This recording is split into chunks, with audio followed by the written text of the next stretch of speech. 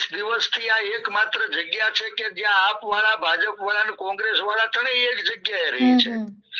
લલિતભાઈ પણ ત્યાં નાવા ધોવા ગયા છે, ગાડીઓમાં ફૂઈને અમે અહીંયા ભૂખા પેટે પ્રચાર કરી, વિવિધિથી પ્રચાર કરીએ છીએ.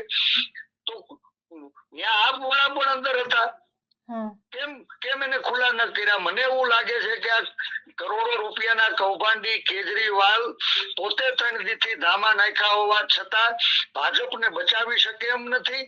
કોંગ્રેસ નો સ્થાનિક ઉમેદવાર, પોતીકો ઉમેદવાર જવલંત વિજય તરફ આગળ વધી રહ્યો છે, ત્યારે એના ને એના રૂપિયે એના માણસને હોટલમાં મોકી, ખીચામાં નખાવી અને એક ખોટા ષડયંત્રના ભાગ સ્વરૂપ સ્ટ્રિંગ ઓપરેશન નું તરકટ માત્ર રચાણું છે.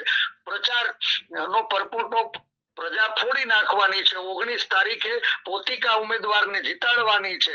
પડોશી એવા કિરીટ પટેલ ને કચડી નાખવાની છે અને આ પરદેશી પંખી એવા ગોફણ બનેલા ભાઈ ગોપાલ ને ફરી પાછું સુરત દેખાડવાની છે.